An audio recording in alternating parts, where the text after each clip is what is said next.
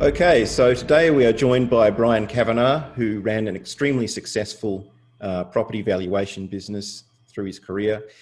He works with the Prosper Institute to try and determine equitable tax policy. And today we're going to be talking all things Georgism, land values, UBI, all of that wonderful stuff. So Bryan, thank you very much for your time today. Really appreciate you joining me and giving some of your time to have this chat. It's a pleasure. No worries. Rising wealth inequality caused by land speculation and banking has caused a housing affordability crisis across a lot of major cities in the Anglosphere. And this type of issue was warned about over the centuries by some of humanity's leading minds, including Henry George, who's going to be the primary subject of today's discussion. So what would Henry George say if he saw what's going on today? What would he say if he saw the economic and political establishment pushing policies that are exacerbating the problem? What would his reaction be in this day and age? In a way, he'd be in his element, actually, because he actually visited Australia in 1890 at the peak of a real estate boom. And in Adelaide, he said, this is the biggest boom I've seen anywhere in the world. And George travelled around at the time. Yeah. And he said, the outcome of these booms is pretty bad. In fact, they're the cause of industrial recessions. So I think he'd really be in his element. But what would his emotional reaction be? Would he be disgusted? Would he be concerned? Would he be doing podcasts warning people? What would he be saying? Well, he said the outcome of these things, property booms, is the reason for progress and poverty. Certain people do well. They're the people who are selling land rather, and others do very badly. They're the people who've got to pay very high prices for land. He was basically disgusted at high land prices because of what high land prices did to the vast majority of people, kept them in shackles as far as he was concerned. But we have sort of a slightly different situation here. It's the majority of people have actually benefited relative to the minority.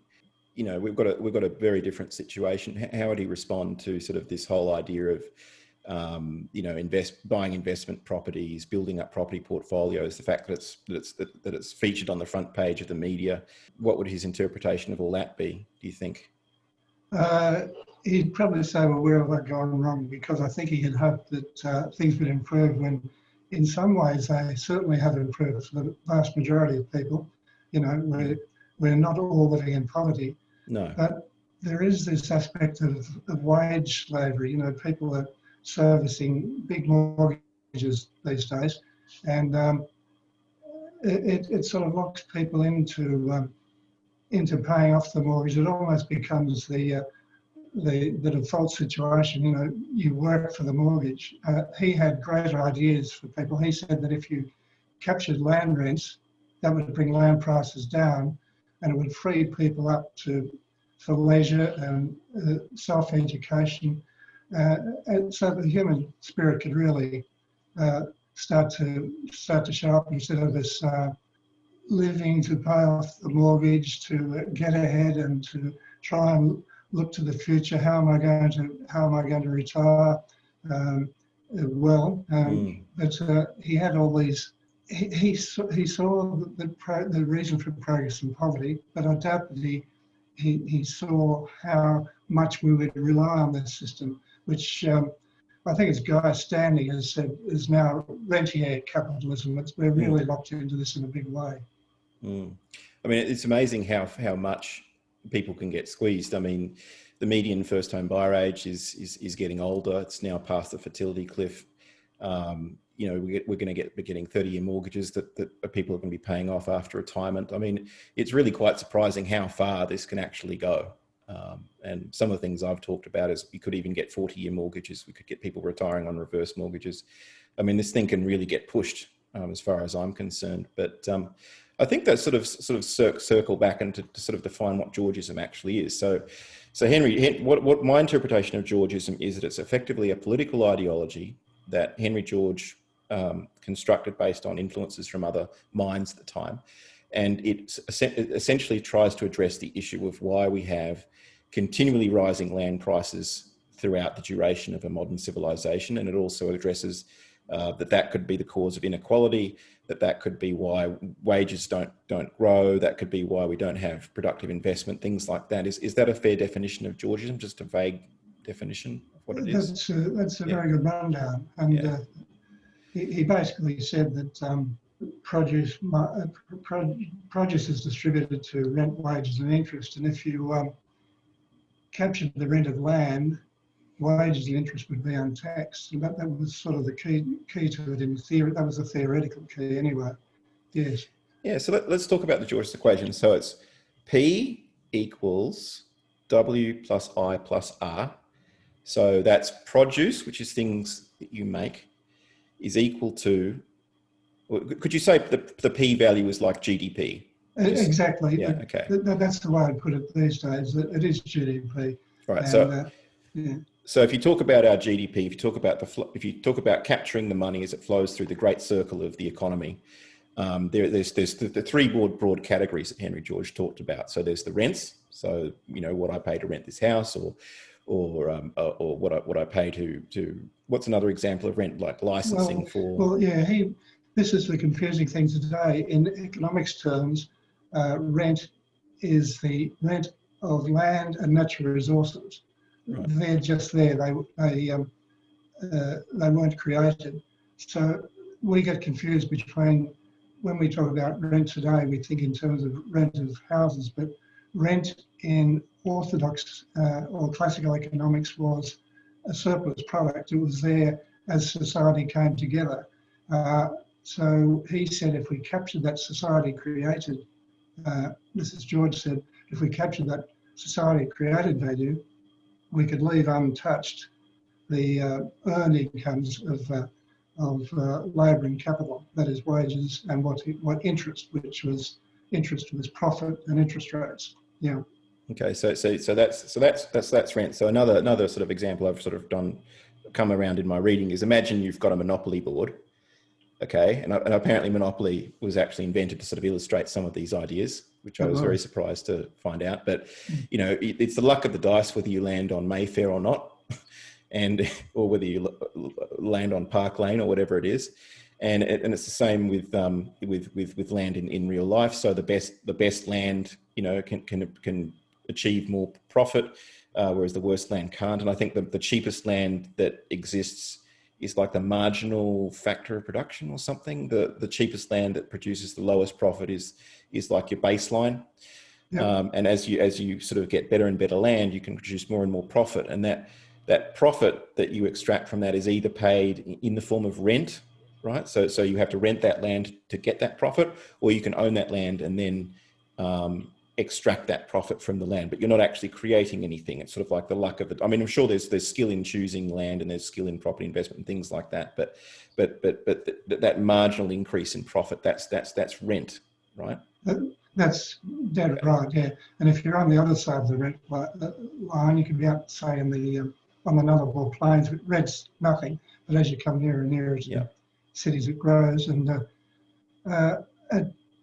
so if you capture that rent, you're usually capturing a pretty good, a fair share of wealth too, because the wealthy own more property and the most property. But George said you shouldn't be interfering with the improvements on the property, but if you taxed away land rent, that you wouldn't be interfering with productive activity. And that's an argument that obviously hasn't been taken up, but George is keep trying to put.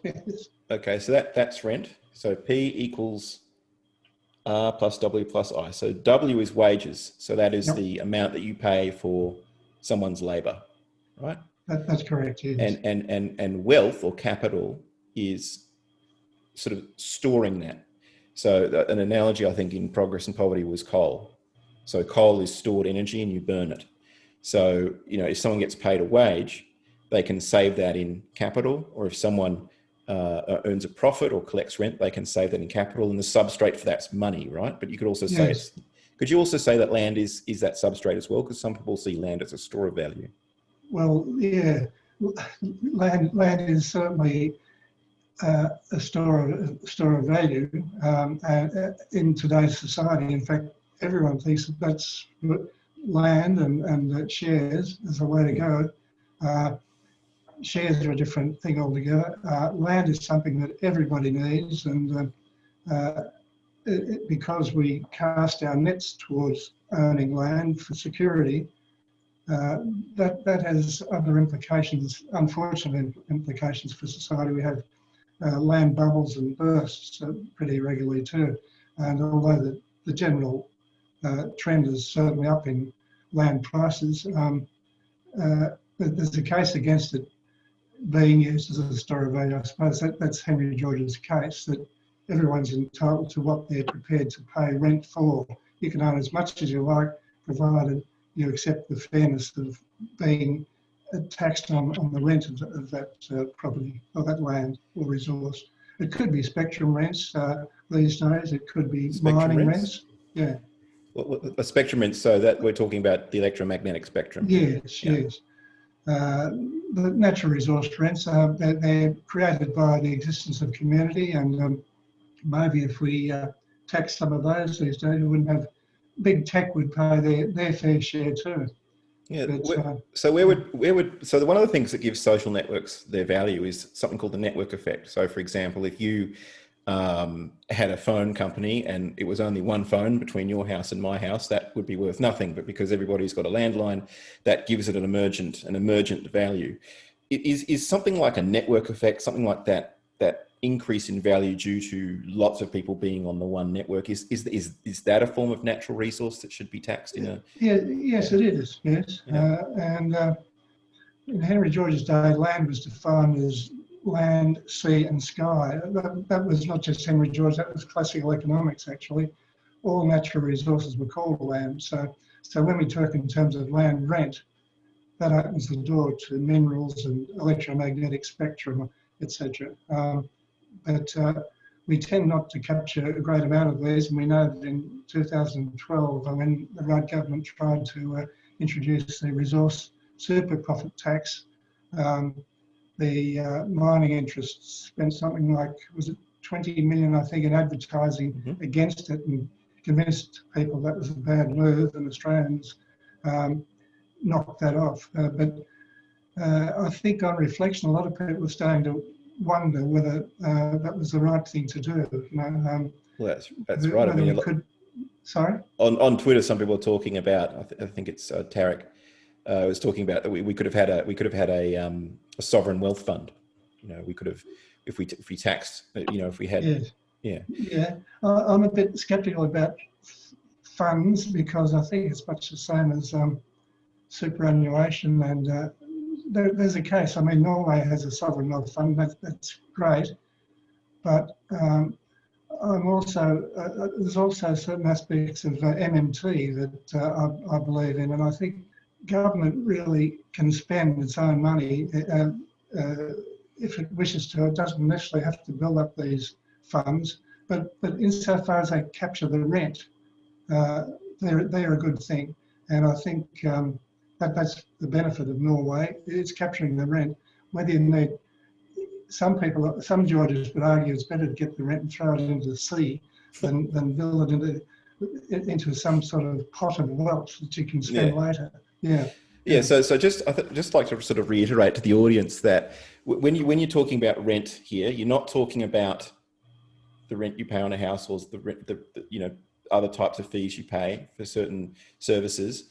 You're talking about basically the rent is you're tapping the natural resources, you're tapping the parts of the earth or the parts, or you're taxing the parts of the with rent you're extracting from the earth things that you didn't create.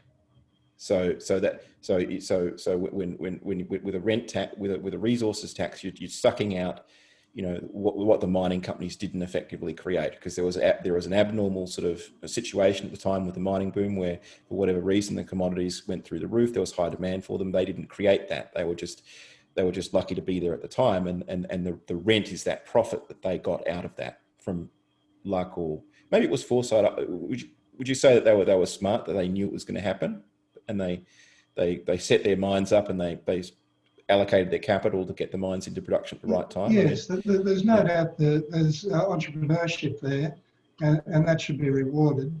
but it usually is rewarded anyway. As a real estate valuer, I often value going concerns, and the principle of the going concern, say I'm a publican who retires, but I want to sell the business. Yeah. The incoming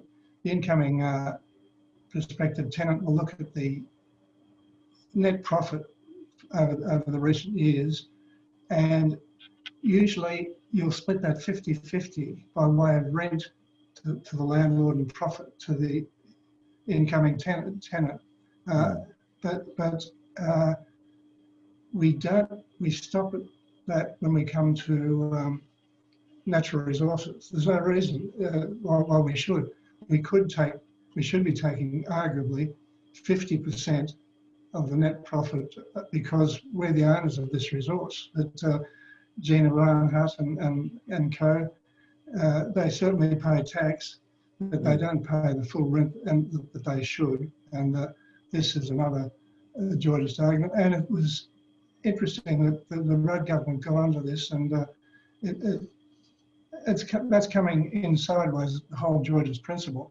I think the other argument, of course, is that, yeah, well, you don't want to take it into housing because housing is a person's custody. You can't really do that.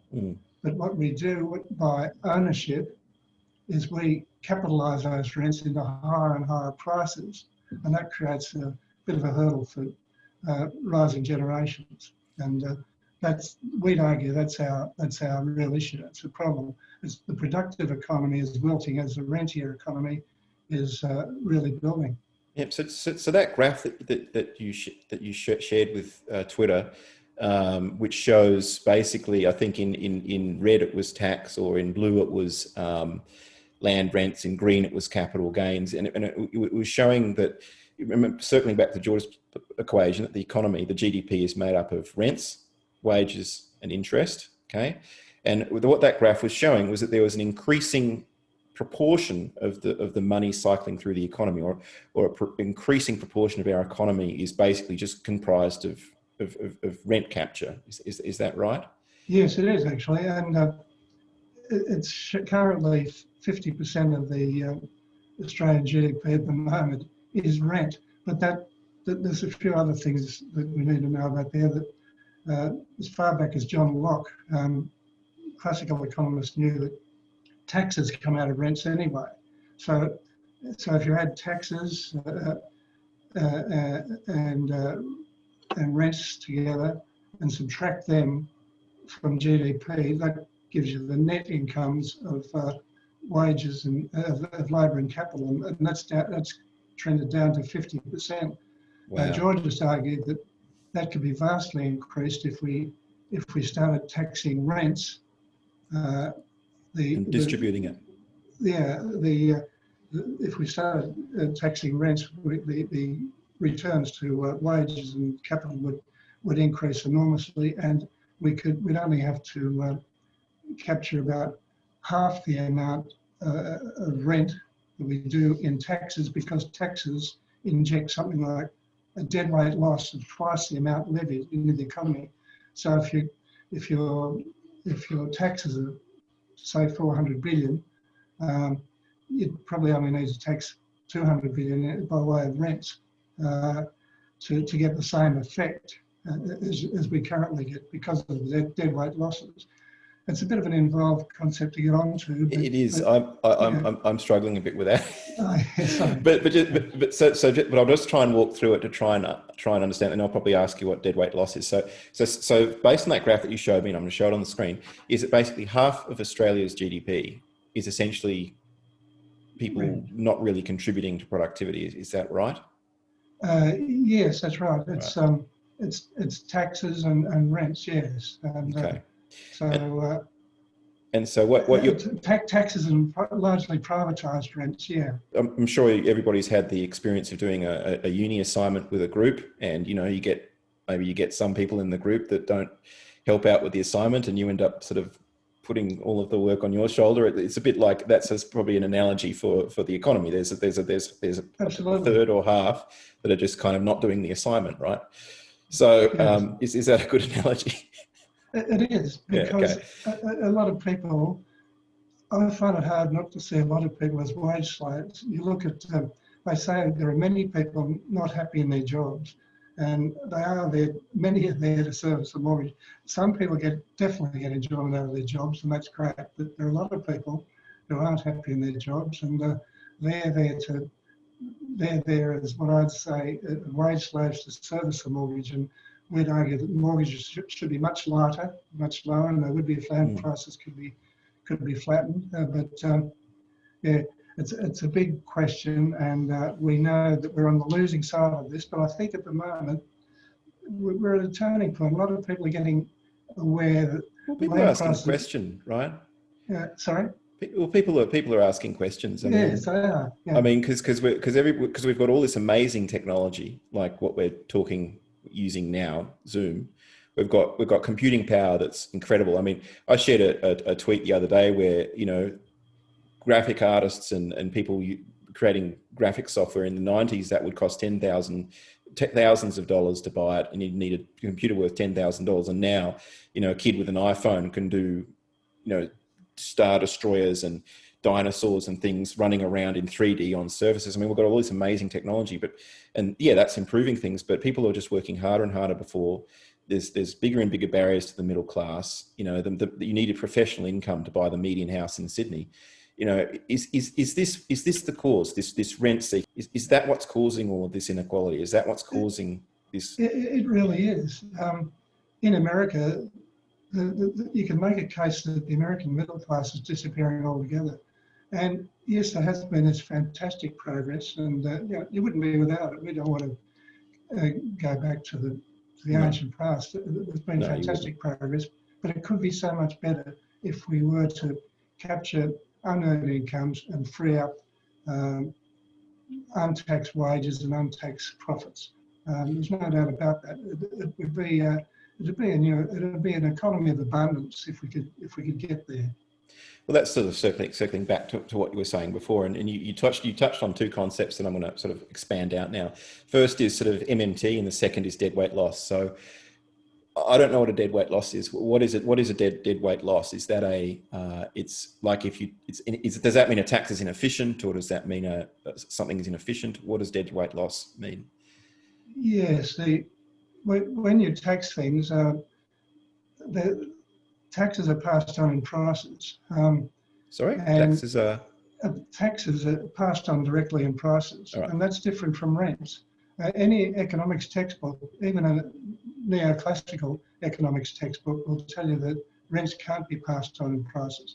Economic rents cannot be because they're rents in nature, but that's a big story too. But taxes are directly passed on in prices. And Martin Feldstein showed that income tax in America was, for every dollar you taxed people, there was $2 deadweight loss injected into the economy. So a certain part of the community gets exaggerated profits if you don't tax land directly, and that's not the vast majority of people.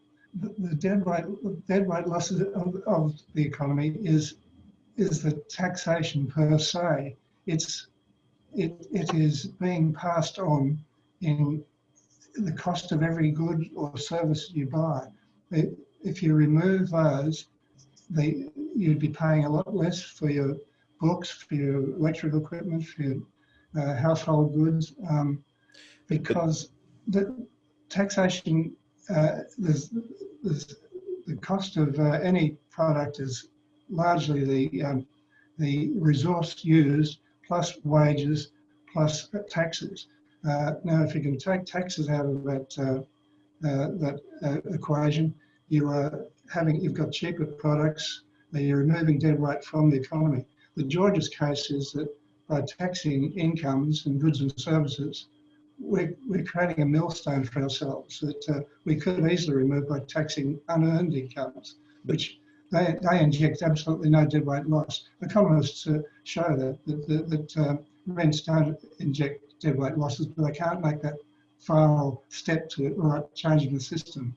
And it's what Georges would call rentier capitalism as against Henry George's free enterprise. That's the That's Okay. another question from the point of view, from George's point of view. So I'm going to try and interpret that. So because taxes flow into prices, it's not really achieving anything, because you're getting back your taxes, because the taxes is going into the general pool for society to redistribute it, but you're paying that in a price anyway. Is that what Exactly. you mean? Yeah, that's right. Yes. But when you say dead weight loss, you're saying that it's actually creating double the loss, because it is. It's some people disagree with Martin Feldstein, his studies showing the extent of it, but most of these independent studies that list the each tax and the trouble they cause, academics can do that pretty well, and all those analyses do show up that capturing rents, resource rents, comes up virtually zero dead weight loss. But we fail to work on that principle, and it's what we know. And unfortunately, the people argue, well, look, if that was true, we would have done it by now. 140 years since Henry George's Progress in Poverty, we still haven't done it, and it's not because it doesn't work. It's because of certain interests that like things the way they are. No, of course. So taxing incomes and taxing people the way we do is a negative, and but taxing rents is a positive, because you're basically you're distributing to society what people didn't even create for themselves anyway, right? And that sort of circles back to this MMT or this UBI idea. So the MMT idea, I think, is a different one. I'm still getting my head around, but the UBI thing is an interesting one, because if you're forcing those people, that half of that uni group that's not doing the assignment, to do the assignment, and then everyone doing that assignment's getting a better mark overall, right? So by distributing the rents to people in a UBI, you're inserting the money into society for consumption. So you're triggering consumption, you're generating entrepreneurship, you're making people have a generally better life. That's the Georgist philosophy, right? You tax these rents, you get these rents back into your society, you distribute them to people, and everybody's better off as a whole. It's a case where the whole is better than the sum of the parts. That's dead right. And at the moment, there's an enormous amount of rent being extracted by. We all do it. Any property owner is getting their rent, but the vast majority is the 0.1% is certainly getting the great majority of those rents. And but by taxing those back to society, you do open up the economy of abundance, which can deliver a universal basic income. And I'd even argue a living wage basic income. And people haven't really thought this one through too. If you could have a living wage basic income, say $40,000 per year, people are freed up to do their own thing. They're no longer wage slaves. Of course, people say, oh, people will bludge on that. But I think you get people bludging on high wages as well, because they're in the right place at the right time. And it doesn't matter. A lot of people are bludging on the rents at the moment. In fact, a lot of people make more annually in the rent uplift in their land price than they make in their incomes. And that's sort of... Well, that's right. The capital gains on housing in Sydney has earned more than the average earner for the majority of the time over the last 10 years. Literally counterproductive, Yeah. So we already have all of this slack. I mean, if we had a basic wage, okay, so this is why I think Georgism is such an important concept to get out into the community, because everybody's talking about UBI, right? There's dozens of YouTube channels talking about it. Andrew Yang talked about it because he was the United States presidential candidate. And the one question that people ask is, where are you going to get the money from? Where is the UBI going to come from? And no one has talked about rents. No one has talked about Georgism. No one has talked about any of these ideas. Absolutely. And so there's your answer, right? UBI comes from taxing unearned income. Exactly. Done. Problem solved. Exactly. It's interesting if you follow it through. Living wage UBI would actually solve your industrial relations. So my question, I've wondered whether unions would actually be against it, because they could be out of business. So I was always a union man in my early working days, but how would unions think about this? And Well, you still so have, it raises a lot of questions actually, but well, solving industrial relations is pretty good for mine. well, I think I can't comment. I mean, there's more to unions than just wage negotiations. I think Yes, yeah, there's yeah, obviously the health and safety issues, and there's the pushing for working conditions. People banding together to try and negotiate, get a bit of negotiating power. I mean, even if you're paying people $40,000 a year, I mean, everyone's going to want more, right? They're going to want, if they see. Could that be? Is industrial relations almost a way of extracting rents, isn't it? Because they're sort of pushing for more pay because they can see that whoever they're working for is making a mint, and they're pushing for more as a collective. They're banding together to try and vote to try and push to get more of that profit in the form of wages. Is that a form of taxing rents? It is, but as Henry George said, that casts labour against capital, and he argued that's a false fight because profits and wages rise and fall together inversely to rents. Right. And this is a false fight. Labor says we want more of what capital's getting, but and capital says we can't afford any more wages. No one is saying we want the rents that rent seekers are getting. They're the invisible people, and partly because they're us. But it goes a lot deeper than that. There's the 0.1% made it their game, and talking about games, the monopoly that you mentioned, the final step in that is you all go broke and the game's over. That's right. Everybody goes bankrupt. Yeah, we're heading that way at the moment. See, Henry George came out in Australia in 1890 at the peak of the property boom, and he actually said, you're going to have an industrial depression. Well, 3 years later we did. That lasted until 1897. That was the year he died, running the second time for Mayor of New York. And the first time, a lot of his votes were actually found in the East River. And that reminds me of something happened recently. I don't know if it happened or not, but certainly people have said it happened. In the first election, he beat a bloke by the name of Theodore Roosevelt. And but he was beaten by a Tammany Hall candidate, Abram Hewitt. And it's argued that some people say George's votes were found down the East River, but it was a very popular idea at the time. That's the critical thing. And he's no longer known. That's a big question too. How did that come about? I've received criticism, and I'm sure most people have, that are talking about this issue with the asset price inflation and things like that, is that most Australians have actually, a lot of Australians have actually benefited from it. And so you could almost say that people speaking out about it, or people even discussing it, is hypocritical. What would you say to that? What would you say to that issue? Well, I'm the typical baby boomer, and but I don't take on board the baby boomer story. Baby boomers generally argue, get out there and earn a wage like we did, and we had to pay high prices for land, and we had interest rates at 18-20% at one stage. We did the hard way too, so you get out there and do it too. But we're creating this generational gap. It's definitely there, and people don't want to talk about it. That's dead right. And I think any baby boomer worth their salt, looking at their grandkids, can see this is an issue. But unfortunately, I don't think they can quite pinpoint the issue.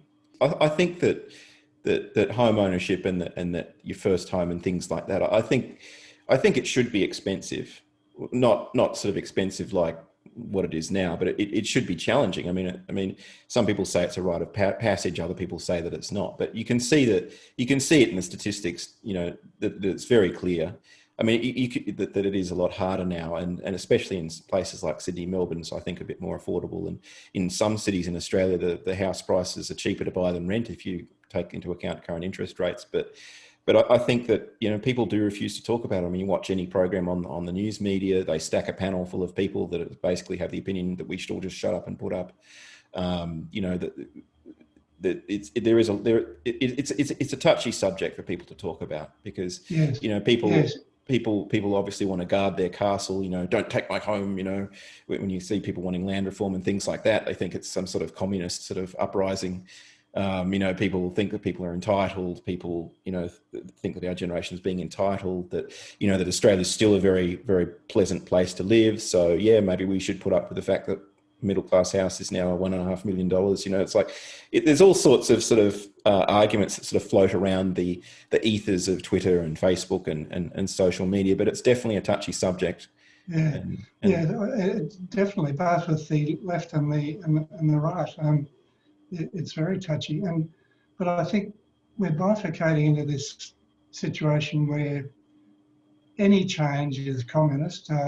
That's the right's argument, and the left say that we're heading into fascism. Well, yeah, Georgists see themselves as the radical centre. We say that's right. there is one thing that needs socialising, and that's the rent. Otherwise, and then you'll get free enterprise. At the moment, we've got the rentier economy, but and we'd argue that rent is the glue that could bind this bifurcation. But it's a as we're finding in this interview, it's a very big question, and most people don't quite get the significance of rent.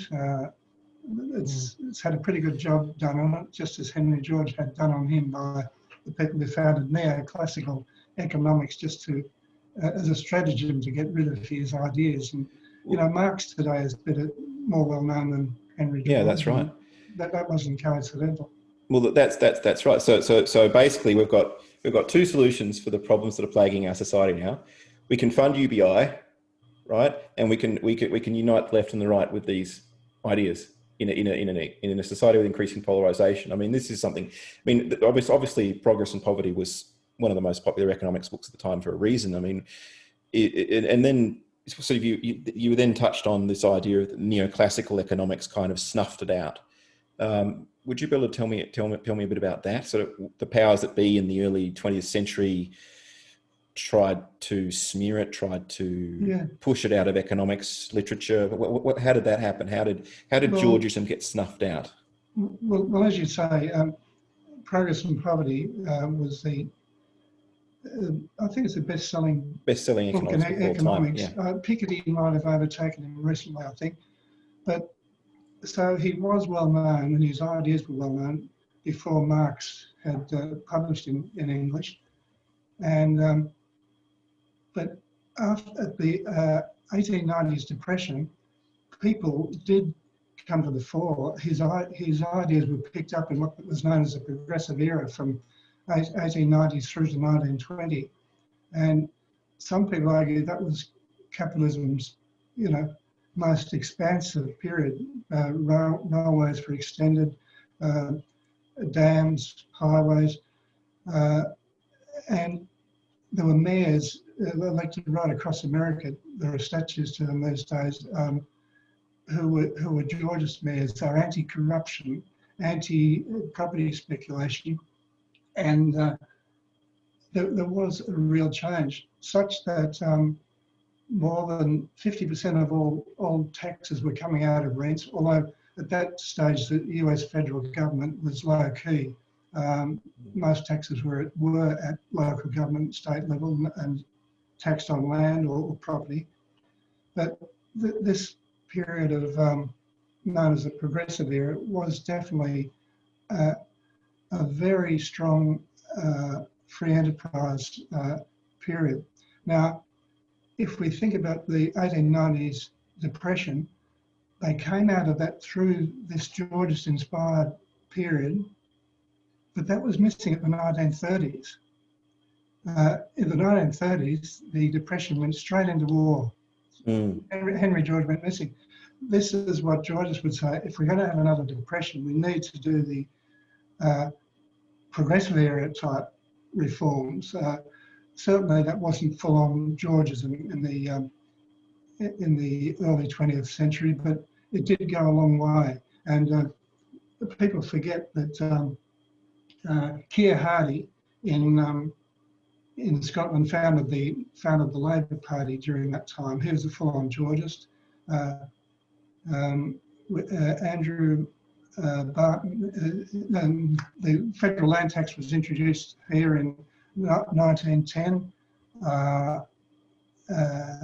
1909, the people's budget in the UK was introduced with a land tax. It was a really, literally exciting time. The people's budget was killed off, by the way, by the House of Lords. What's the people's budget? What's It was that? 1909. The House of Lords rejected it. Churchill, Asquith, and Lloyd George introduced the people's budget with a land tax, and guess who resisted it? The House of Lords threw it out. Right. So they knocked that off, but a few years later, they didn't knock off people going to the First World War. The House of Lords was right behind it, even sending their sons off to war as officers and so forth. But so it's easier to get a war up than it is to get land tax in it. That's right. Yeah. That's right. And when you're talking about land tax, you're not talking about like, you know, a Sydney house is $1.5 million. I mean, 1% of that, what's 1%? It's like 15,000 a year. You're talking about taxing the unimproved value. Talking about Yes.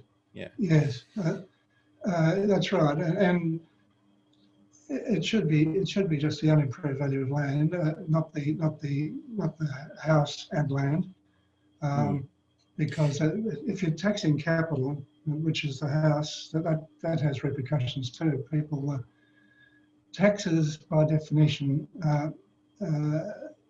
taxes on labour hurt labour. Taxes on capital hurt capital. Is something we don't confront, but taxes on land only hurt those who speculate in land and monopolists. Simple as that. This sort of circles back to another thing about land valuations. I mean, you've got the unimproved land value. You could measure that by the capitalisation of the rents. You've got the value of building the house. You've got how far it's depreciated. You've got the location that it's in, the zoning, all that sort of stuff. But what about the role of credit? So one of the reasons why housing is so expensive in cities like Sydney. I mean, I'm not an economist, so I don't know, but it's generally understood by economists that the role of credit is part of why we've had rapid house price inflation and land inflation.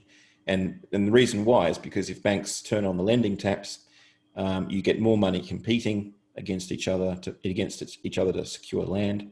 So part of that value or part of that price, not the value, but the price is determined by the credit. And you could say that if banks are creating more credit so that people can compete to buy houses, that's almost like a negative externality in its own right that banks are creating. So is that change in house price value? It's not only just the unimproved land value that's a form of rent. It's also the additional price action caused by the credit competing that's a form of rent.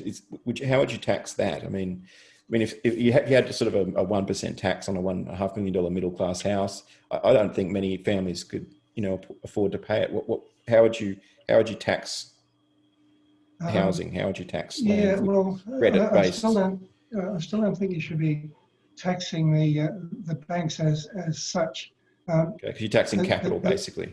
Yeah. But we talk about easy credit.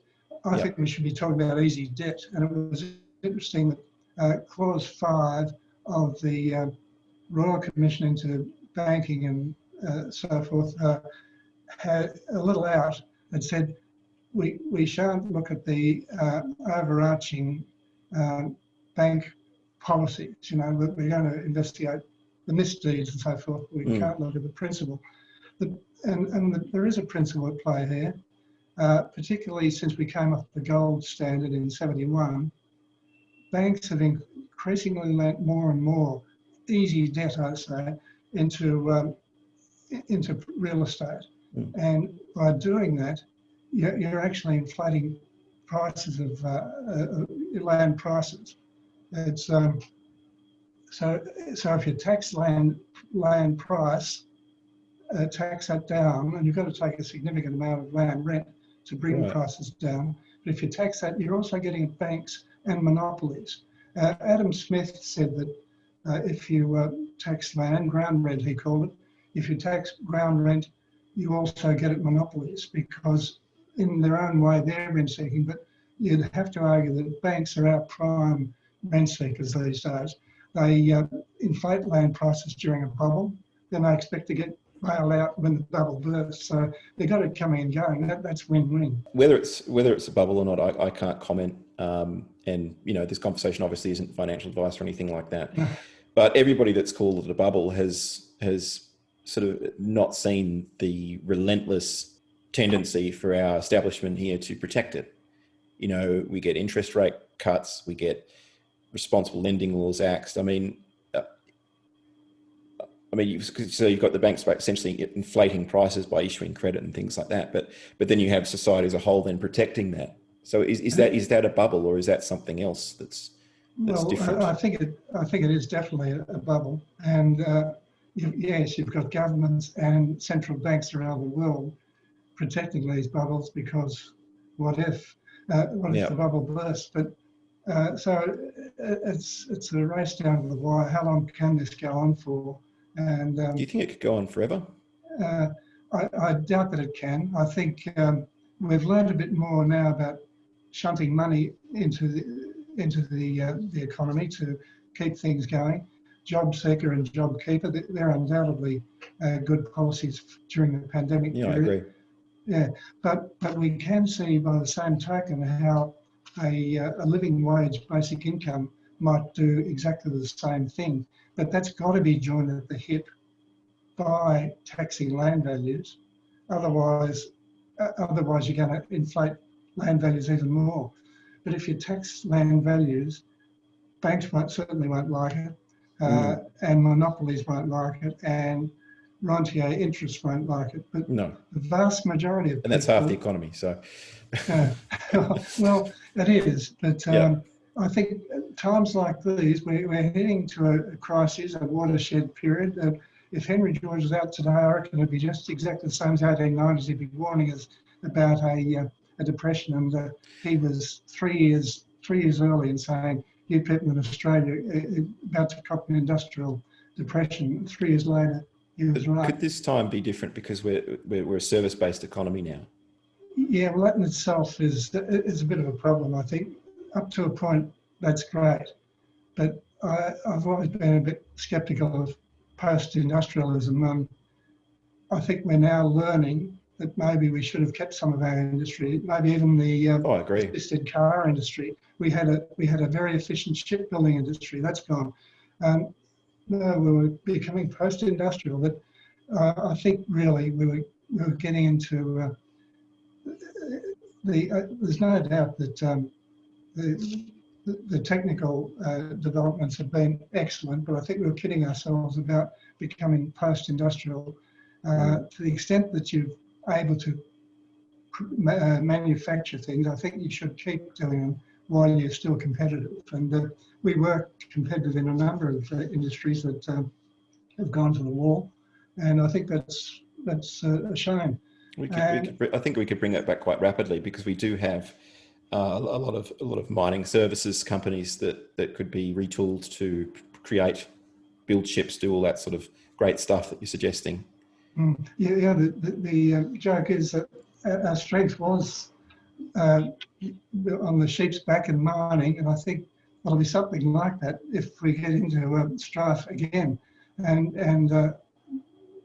that's where our strengths lie. But I think there are other things emerging, and I think we should. What do you think's emerging that we should look at as well? Yeah. What do you think's emerging coming out of this that we should look at? There's some tentative ideas. There are people in technologies. Australians are leading the world, I think, too, in some of these. The CSIRO has got leadership, and this vaccine thing, we've got the former Commonwealth Serum Laboratories. They've been privatised, I believe, but right. We're leading the world in some of these medical breakthroughs, and that we should zero in on that. That's the point. I think science, education has gone missing during this vast period of rent seeking, and which is sort of a soulless type thing. I think science and education and manufacture, there are big chances there for companies, I think, into the future, if we can seize upon it. And you can seize upon it if you start to clamp down on the rent seeking and open up the productive side of the economy. Well, Well, that's right. I just can't believe they're still, they're handing out $25,000 grants to go and build houses on the fringes of the city, and whereas with that money, I mean, I don't know if you've seen it, but if you go on, a Sydney Business Exchange or I think there's a business for sale section on Seek, you can actually buy, 2 or 3 manufacturing businesses that are profitable for the cost of a Sydney house, right?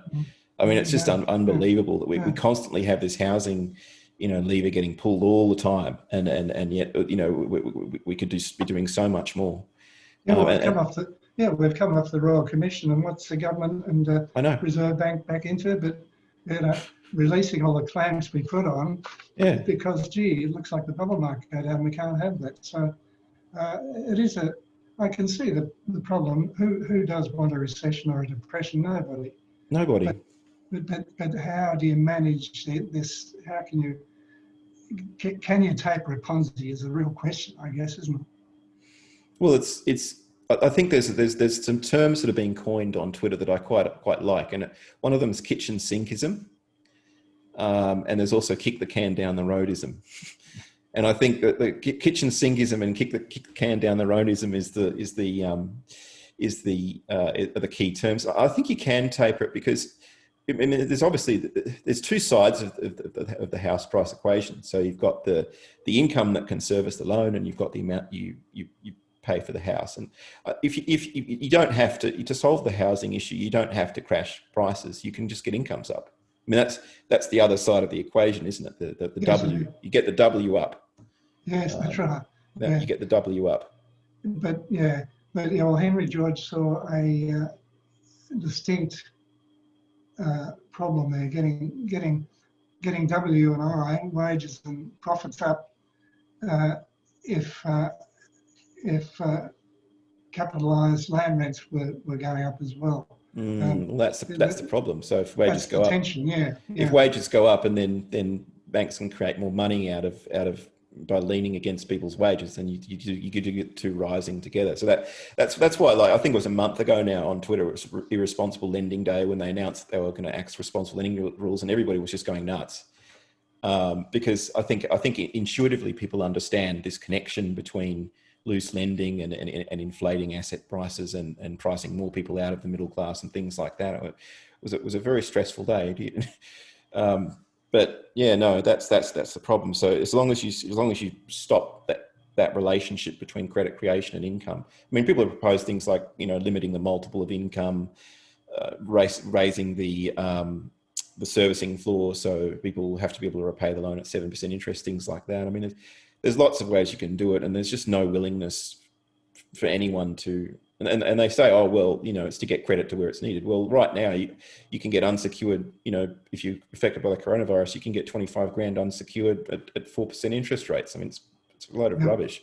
Yes. Yeah. The asset price inflation is what we have and what we're stuck with, and how you solve that is the question about times in my book. So, so probably a good ending question is and I'll ask you the same thing Ross asked me. If you were put in charge of Australia for 5 years, what would you do to try and get us out of this? I think that'd be pretty easy for me, but I realise that it's politically not so easy. I'd immediately institute a living wage basic income. That would stop some of the leakage to rents, provided we also taxed away land rents from which all other rents stem. Economists say there's all these other rents that you've got to worry about, not just land rents, but they all stem from a monopoly of land rents. So there we have the UBI, and we have the land tax. And how are you going to fund it? There might be an interim period through which you'd have to fund it through modern monetary theory, but unfortunately the MMT has got this job guarantee, which is, in my estimation, that's really just work for the dole or another gig job. The job guarantee brings in the problem that you end up creating, what I like to call bullshit jobs. Yeah, Although well, some people have proposed things like you have a sort of an approval process where you have to go through and prove that you need that job before it can be funded. But yeah, So we do UBI, we do MNT, we tax land rents. and Bob's your uncle. Yeah, well, there you go. There you go. Problem solved. No more housing affordability crisis. No more barrier to the middle class. The economy of abundance, actually, the economy of abundance. Okay. Civilization, free enterprise. Yep. Well, I really appreciate your time today. How do people find you? Do you have a website, or is Twitter the best way? Well, I'm on the executive committee of Prosper Australia, if you look up Prosper Australia. But for my sins, I've also got another little blog site, which some people say is a bit dark. It's called it's called The Depression. But I think because I offer solutions, it's I think I follow Kondratyov waves, and I think we're heading in. The Kondratyov wave is a period between two depressions. I think we're heading into that period, and we could insulate ourselves against that if we wish to. But, so the depression.org.au or Prosper Australia, better still.org.au. All right. Well, Good on you. Thank you, Rachel. No, I really appreciate your time today.